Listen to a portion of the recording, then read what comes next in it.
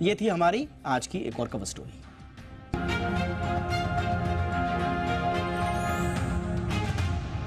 चलिए और अब रुख करते हैं कारोबारी जगत की आज की बहुत बड़ी खबर का। टाटा मोटर्स अपने कारोबार को दो हिस्सों में बांटने वाली है। इन दोनों को लिस्टेड कंपनियों के रूप में अलग अलग किया जाएगा। टाटा मोटर्स के बोर्ड ने आज इसकी मंजूरी भी दी है। इसके तहत कंपनी कमर्शियल गाड़ियों और पैसेंजर गाड़ियों के कारोबार को अलग अलग लिस्ट करेगी। पैसेंजर व्हीकल में इलेक्ट्रिक व्हीकल और जेएलआर भी शामिल होंगे। शेयर होल्डर्स को दोनों कंपनियों के शेयर मिलेंगे। कंपनी ने इसकी जानकारी आज बाजार बंद होने के बाद एक्सचेंज फाइलिंग में दी है। डीमर्जर की प्रक्रिया एनसीएलटी के जरिए लागू होगी। डीमर्जर अप्रूवल के लिए 12 से 15 महीने लगेंगे।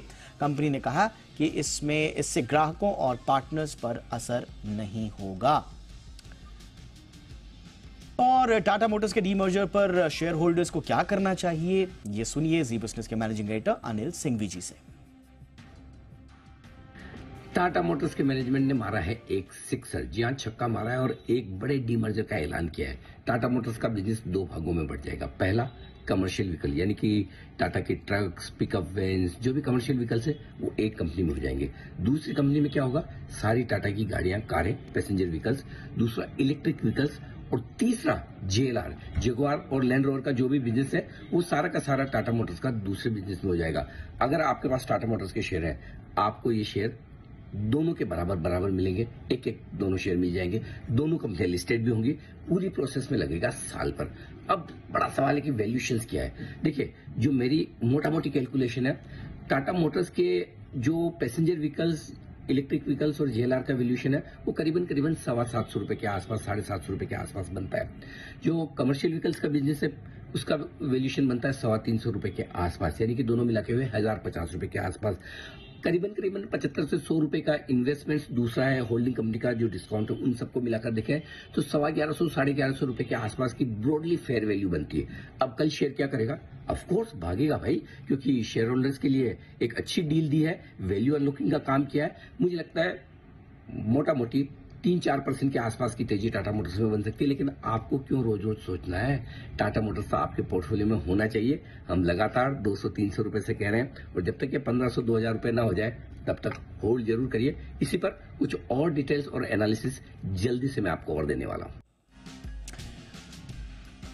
और हमारे साथ एक और खास मेहमान ट्रेड स्विफ्ट ब्रोकिंग के संदीप जैन साहब जुड़ चुके हैं। संदीप जी, बहुत बहुत स्वागत है सर। अनिल सर तो कह रहे हैं कि तेजी रहेगी स्वाभाविक तौर पर भी, लेकिन आपका क्या मानना है सर? टाटा मोटर्स का डीमर्जर शेयर होल्डर्स के लिए किस तरह की खबर है? नहीं, बिल्कुल एक बेहतरीन खबर है। और अनिल जी ने तो बहुत नीचे के लेवल्स पे टाटा मोटर्स को रेकमेंड किया। और हालांकि टाटा मोटर्स की जब भी बात होती थी तो मैं बहुत ज्यादा पॉजिटिव नहीं रहता था, बट अब जिस तरीके से रुझान बदला है और जो सेकंड बिगेस्ट ऑटो सेल्स आती है इनकी पोस्ट, मतलब नॉन मारुति में तो नंबर 1 है, मारुति सर्टेनली काफी आगे है, बट स्टिल बहुत जबरदस्त कंपनी है। और जो सबसे बढ़िया बात है, जो सीवी और पीवी दोनों अलग अलग, और पीवी तो बहुत जबरदस्त हो ही रखा है। 79-80% तक के वॉल्यूम्स पर्टिकुलरली सेगमेंट से आते हैं, तो शेयर होल्डर्स के लिए बहुत जबरदस्त वैल्यू एक्रेटिव होगा ये स्टेप। और मुझे ऐसा लगता है कि कल अच्छा खासा मूव दे सकता है। और टाटा मोटर्स कुछ हद तक तो काफी अच्छा ऑलरेडी मूव दे चुका। और शेयर होल्डर्स के लिए दूसरी सौगात आ गई है। पहले टाटा टेक्नोलॉजीज के रूप में आई थी, जिसने आईपीओ मार्केट में माहौल चेंज कर दिया, और अब ये कॉर्पोरेट एक्शन का, मार्केट का माहौल चेंज कर देंगे और 1:1 के रेशियो में शेयर्स देंगे। तो I think it's a very good news and कल अच्छा खासा मार्केट थम्स अप देगा इस पर्टिकुलर न्यूज को। ऑलराइट सर, और जैसा आपने कहा कि आपका नजरिया भी बदला है, लेकिन नए जो इन्वेस्टर्स हैं उनके लिए आप क्या सलाह दें? पैसा लगाएं ना लगाएं, अगर हाँ तो क्या लेवल्स वगैरह क्या होने चाहिए?